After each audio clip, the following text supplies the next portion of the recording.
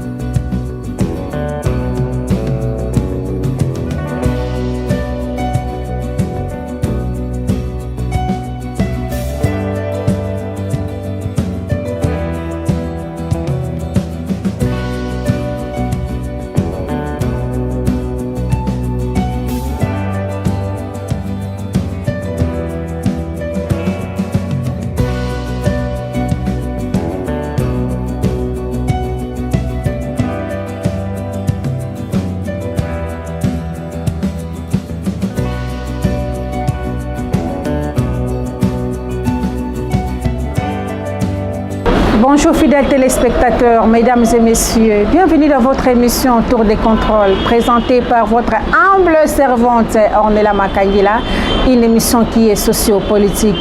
Derrière la caméra d'Oriane, vous informer, c'est notre devoir. Chers téléspectateurs, Ndengeka Tolobaki, Mokolo Alelo, Tokolobela sur 3 points. Les premiers points sur le déplacement du président Félix Tshisekedi Namboka ici dans la province de Haut-Ouélé. Deuxième point, Tokolobela sur l'accord de Luanda signé entre la République démocratique du Congo et le Rwanda. Troisième point, Tokolobela sur l'arrivée du président sortant américain, Joe Biden, sur le sol angolais. Alors, sans plus tarder, Tobandi Mbalamoko, la première point, la mission Oezalaki. Arrivé à président Félix Tshisekedi Namboka Isiro. Président Nabiso, Félix Antoine Tshisekedi Namboka Isiro a sepela qui est mingi okende ko commémorer 60e anniversaire. Il y a Ser Nabiso Anouarit Nengapeta oyo assassinat Namboka Isiro il y a cela 60 ans. Biso nastoyebi que ceux qui Ser Nabiso Azalaki assassiné, c'est parce que elle n'avait pas voulu plutôt renoncer à sa foi. À renoncer qui n'a pas principe n'a été. Alors la dite cérémonie eucharistique Azalaki dite par Monseigneur Marcel Itumbi, Monseigneur métropolitain, l'archevêque métropolitain il y a Mboka Kisangani. Naomeli Naye, Monseigneur a insisté beaucoup sur ma promesse, la fidélité, il y a ma promesse, Oyo, Miso Batuto Salakana Yango et Paya Batu. Sœur Anouarit a renoncé qui Yangote. Malgré ma menace, Andima qui liwa, Andima qui passe. Andima qui vit nae esouka à l'âge de 25 ans. Mais est-ce que Miso Lelo Batu te respectera ma promesse Nabiso? Est-ce que Miso Lelo Batu tozo gouvernement to gouvernement? Est-ce que tozo respecter ma promesse au to sala kana population? To mona kayango mingi lor il y a ba propagande ebele bazwa kopesa ba promesse à l'okuta ba yabi ke kozala nango irréalisable, mais c'est parce que ils sont dans les besoins bazoko sa population que non ceux qui lelo bo voter ngai na kotongela bino pont, lelo ceux qui bo voter ngai na kotongela bino école, lelo ceux qui bo voter ngai na kosala mboka oyo boye. Mais chose grave. Ceux qui les loba tango ba commis na niveau baza wana ba commis ba voter bango population voter bango pesi bango confiance. Toza komona que bato wana nyonso bazali ko changer na bango. Bazali ko kipe lisusu peuple te. Population na kati ya passe, population na kati ya souffrance. Alors mon Seigneur a insisté là-dessus que il faut même envers le parent envers les enfants, gouvernement envers la population. Ce qui totali président Abisso Félix Tshisekedi de son premier mandat, s'il est là comme le deuxième mandat, ça en plein deuxième mandat, est-ce que ma promesse naïe ou ya sala qui na population azali ko respecter yango? Ma promesse wana nyonso a respecter yango. Soki totali natanga totali chef de travaux moko na IPN akomaki sur le promesse de Félix Tshisekedi, c'était ngarime na kati ya livre na ye akomi ba promesse nyonso au chef de l'État a prometaki population. Est-ce que le chef de l'État a respecté yango? Ou bien jusque là population ezaka na kati ya kolela, population ezaka na kati ya passe?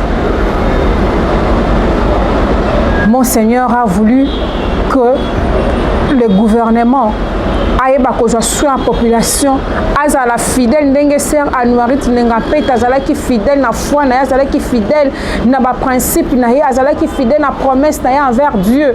Le lope gouvernement na biso, le lope président na biso Félix Tshisekedi azala ye pe fidèle na ba promesse na ye. Ce qui a promettre à la population quelque chose que il faut à réaliser yango. Et puis de son côté aussi, lorsque le président Félix Tshisekedi a eu la parole, Yépe a interpellé aussi l'église, a saigné l'église catholique et Sambela, pour Mboka Congo, que l'église soit au milieu du village. Est-ce que, dans le moment où Tokomi, oui, c'est bien bon, je veux dire, que l'église prie pour le pays, que l'église soit au milieu du village, mais ce n'est pas l'église. Dès que si sa guerre n'a vu sur l'Est, tout ça sur la terre, il y a théocratie. Oh, que l'église ne fait pas relève, l'église ne fait pas nommer un tel na place à gouvernement, l'église ne fait ça là-bas. Il faut gouvernement et soit en charge des militaires na biso. Il faut gouvernement et la cause militaire na biso en charge et puis ça va avoir moyens nécessaires au lieu que l'église à chaque fois to sambela les amalam, mais pour appuyer ba militaire na biso, pour encourager bango, pour armer bango et ko sala malamu mingi au lieu que bambongo eza ko beba ndenge ndeko Pierrot Luawa alobaki na vidéo moko ce qui réalisateur a ko balancer les biso yango et puis to kozonga lisusu poto yeba nini oyo Pierrot Luawa alobaki na kati ya vidéo na ye. J'ai appris que Tshisekedi a mis 100 millions de dollars sur la table, 100 millions de dollars. Chers compatriotes, pour que vous compreniez la folie de l'homme qui vous dirige, pour que vous compreniez l'irresponsabilité de l'homme qui vous dirige. Les militaires n'ont pas de bottines. Les militaires n'ont pas de tenues. Les routes de Kinshasa sont inondées. Nous n'avons pas de caniveaux drainés. Mais Vital, j'ai appris que pour appâter ces trois hommes, Tshisekedi vient de leur proposer 100 millions de dollars. Dans les 100 millions de dollars, 30 millions pour Jean-Pierre Bemba, 30 millions pour Vital Kamerhe, 30 millions pour Bahati Lukwebo. Et Tshisekedi leur dit, cet argent leur permettra également de gérer leur propre parti et leurs lieutenants au sein de l'Assemblée nationale. 100 millions. Les 10 millions qui restent, j'apprends qu'il va les distribuer, entre autres, à Samalou Kondé, à Mbosso et aux autres petits poissons.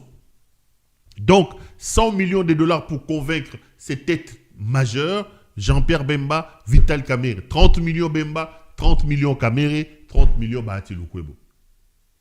Tout ce que je développe ici, comme analyste, en mettant un peu de science à l'intérieur, peut demain s'écrouler comme un château de cartes devant l'argent.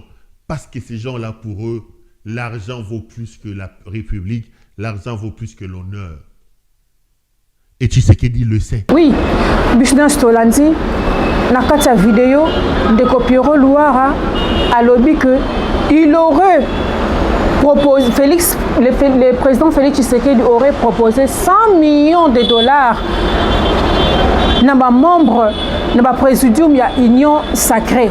Business Toyebi, la présidium, Ezali Bahati Lukwebo, Ezali président, il y a Assemblée nationale, Kamere, Tozala Bemba, ministre, il y a transport et communication. Donc, et ambongo wana oya le 100 millions à copier ça la carte ya présidium wana que Bemba faza 30 millions et qui Kamere a 30 millions, Bahati a 30 millions, et puis les 10 millions à copier ça na ba oyo balanzi wana bakabola ndeko na biso aza na kati ya assemblée na kati ya Sénat, le président du Sénat ye bakokabola na baninga mususu soki tozwi montant wana ya 100 millions ndenge Pierrot Louara a lobby que le président a proposé qui na présidium ya Union sacrée soki tozwi mbongo wana azwi mbongo wana plutôt apesi yango appuyer ba militaire na biso o baza na kati ya est que bitumba wana ekosila te. Congolais, population congolaise et sengi kimia. Tous en a posa ko vivre na kimia parce que tous en a kati ya mboka na biso.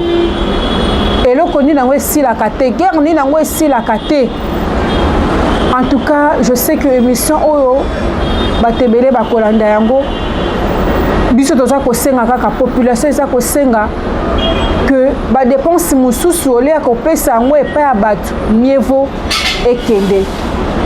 Et pas ba militaire na biso ba pouiller ba militaire ba armée bango to ko sala tango no sote kaka na kati lo sambo oui prier Dieu c'est bon mais il faut aussi ba militaire na biso ba la armée il faut ba militaire na biso ba la bien payé de to ko mona peut-être ko za solution na kati ya guerre wana ya est en tout cas omeli wana to sepela ki nango makasi et interpeller les membres de notre gouvernement et interpeller les fidèles chrétiens en général et les fidèles chrétiens catholiques en particulier que tous à la fidèle na ba promesse na biso ce qui te montre que tu reconnais la fidèle na ba promesse na biso te inutile à compromettre hernion son peuple inutile à compromettre bat auto ebi que ba promesse wana ko za nango irréalisable donc to ko senga na membre ba gouvernement nyonso to ko senga na président na biso Félix Tshisekedi ay batango nyonso na ko respecter ba promesse na ye na kati ya population na ye population zo senga vraiment azala fidèle na kati ya ba promesse na ye ceux qui a promettre à la population quelque chose il est censé à réaliser en gros ndenge monseigneur a évoqué lors de la cérémonie il y a 60 ans il y a anniversaire à Sœur Marie Nengapeta. Il faut tous à la fidèle na ba promesse na biso. Sans plus tarder bandeko toleki na deuxième point na biso ezali sur l'accord de Luanda. Cet accord qui a été signé entre la RDC et puis le Rwanda. Na kati accord wana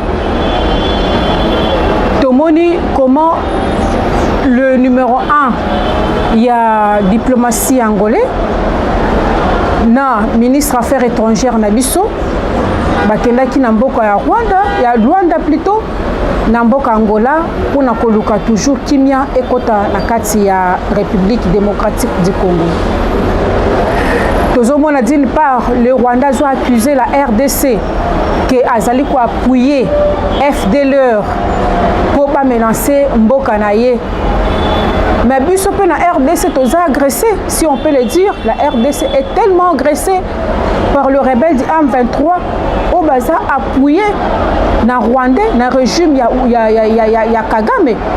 Mais na kati accord Rwanda tozomona c'est comme si que diplomatie na biso est vraiment agissante, c'est comme si diplomatie na biso est un peu faible. puisque le Rwanda a imposé à la RDC de neutraliser où ils allaient rebelles, il y a FDLR. Mais de notre côté maintenant, RDC, est-ce qu'elle a imposé le sous Rwanda pour appuyer les rebelles, il y a M23? Parce que la guerre est quand même temps. Ça fait du temps que les Lombo Carabiso est allé agresser et pas les rebelles, il y a M23.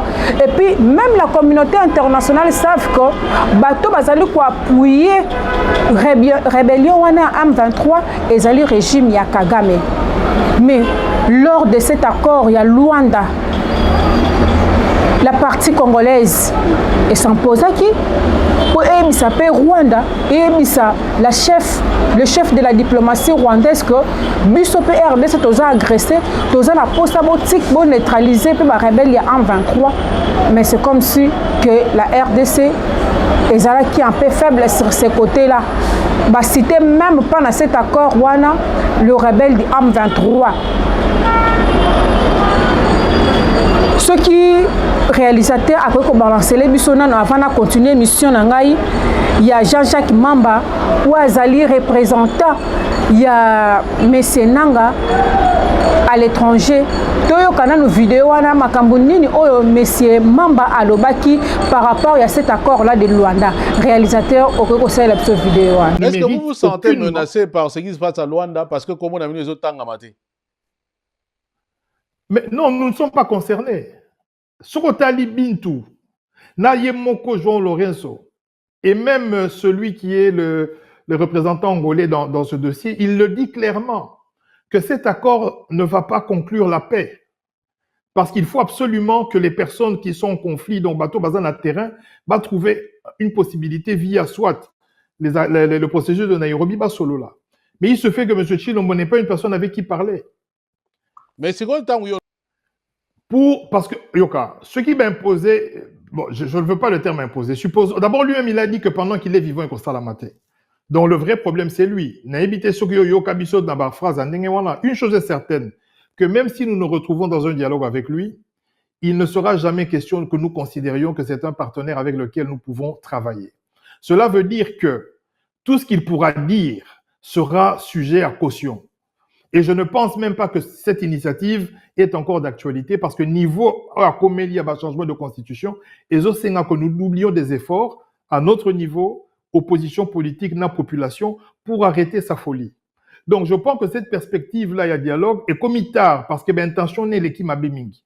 Donc quand tu prends le cumul Yamabe Assali, plus Ootiko Bakissa pour perpétuer la souffrance des Congolais, sur le Baksango sous l'Ikolo, je ne vois pas comment est-ce qu'on peut se mettre autour d'une table pour discuter de quoi. Parce que d'abord, un, il est de mauvaise foi, de deux, c'est un menteur, de trois, c'est un criminel, c'est un impertinent, et surtout, il n'est pas assez intelligent pour être cohérent dans ce qu'il dira. Donc, ça ne sert à rien.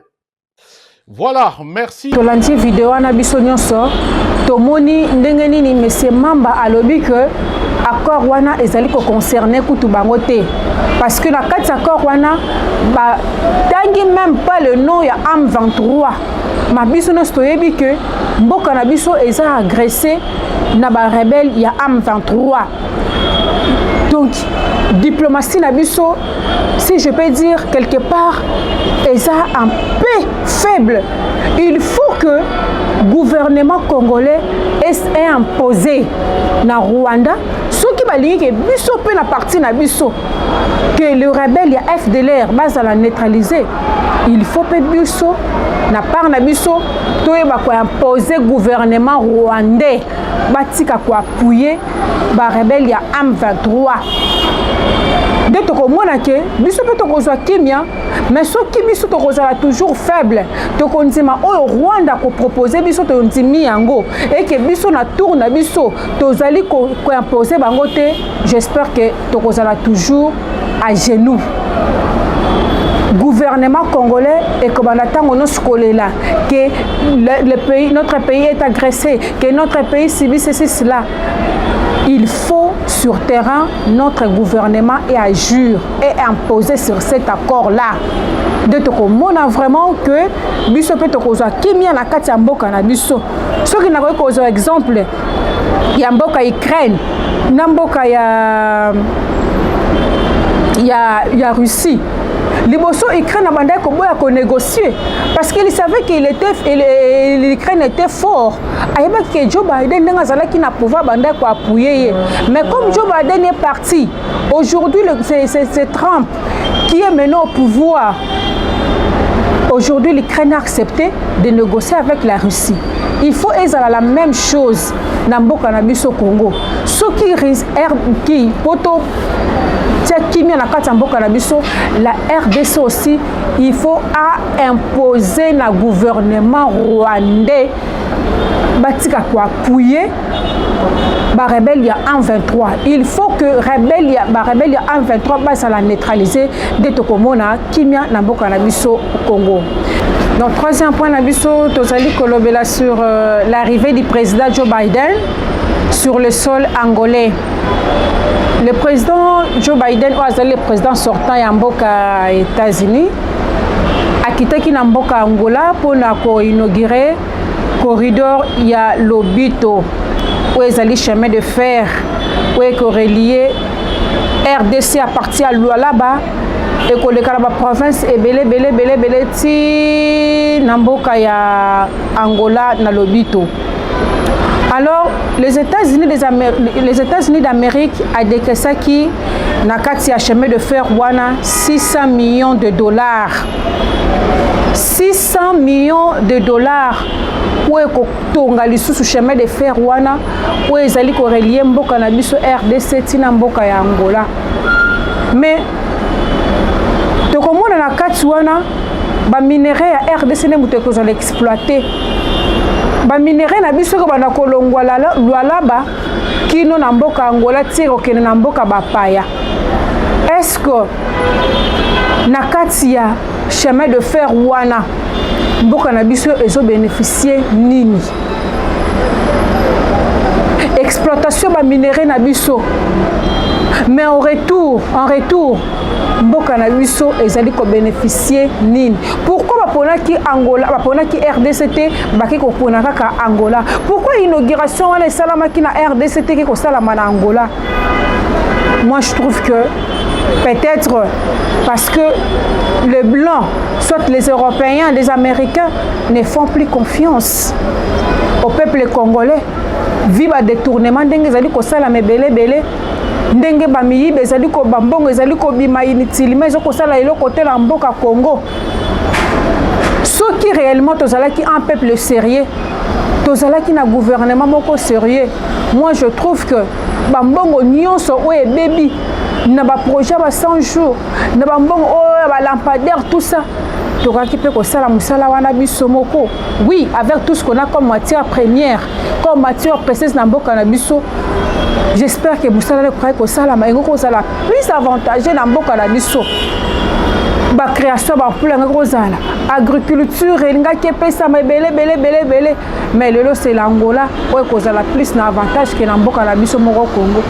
Lobi na émission otolandaki na Top Congo, ministre il y a transport Jean-Pierre Bemba intervenaki alobaki soki tozalaki peut-être na 4 milliards de dollars donc ko sala peut-être chemin de fer wana. Je me suis demandé est-ce que mboka na biso tozana incapacité à kobimisa mbongo wana plus de 4 milliards pour na ko sala chemin de fer. 4 milliards dans mboka na biso c'est quoi? Avec tout ce que les gens ont pu détourner, avec tout ce que les gens ont pu dépenser inutilement, tous sont incapables.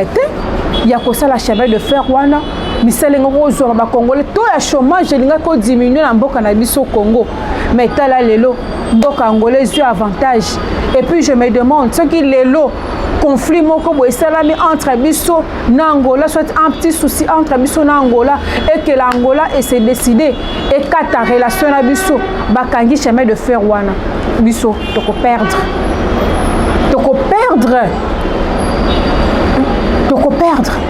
mais ce que ezalaki ya biso moko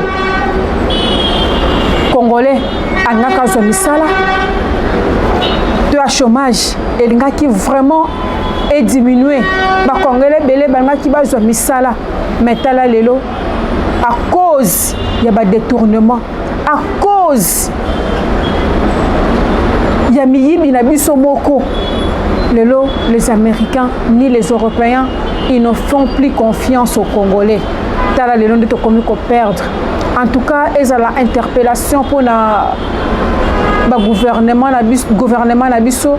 Ils ont l'interpellation pour mboka na biso pour en tête ya mboka oyo ba dirigeant na biso. Et là qu'on fait interpeller biso que totika makambo teli détournement to linga mboka na biso Congo lobi biso to kokende mais bana na biso bakoya bako bénéficier nini bana na biso bako bénéficier nini na mboka oyo totala promesse auto pesa ki na mboka promesse auto promettre ki na population. Est-ce que tu as respecté Ango? Tu as le de te perdre. Le chemin de fer wana à l'obito.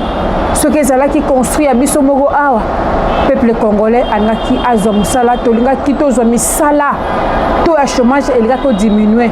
Mais à cause il y a qui moins sérieux à Bisso. À cause il y a des détournements à Bisso. Le te perdre. Te perdre. Et Zala vraiment une interpellation pour la Bisso. Et ça a une interpellation pour les dirigeants de Bisso que tout ce détournement mboka o eza na posa eza la construit toza na capacité wana toza na ba matière première toza na ba bien o esengeli na mboka na biso que toza la construit mboka na biso et comme à développer.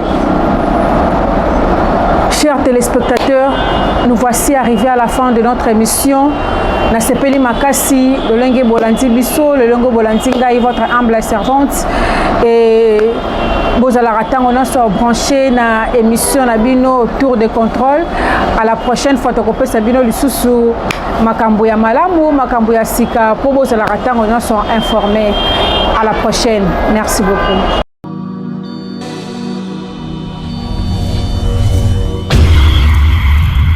C'est une nouvelle chaîne chez vous, Espoir Henri, Kassima TV. Abonnez-vous massivement. Tous les fans de Maman Tatiana, Bino Baibonarato, Sombitinia Makanisi, éducation politique ya Kitoko. Venez nombreux vous abonner. S'il vous plaît, n'ayez la rabino. Pourquoi pas Tolali Tolamuki Bokom Singa Maman 10K 20K. N'est-ce pas? Et aussi un vrai bien parce que seul soutien on a si la cabine les alliés pour s'abonner massivement ici et les camboya professionnalisme olingaka musique olingaka politique olingaka nyonso awa tokobanda kolobela ba sujet tout iko kelo kendo n'est-ce pas? Allez à suivre.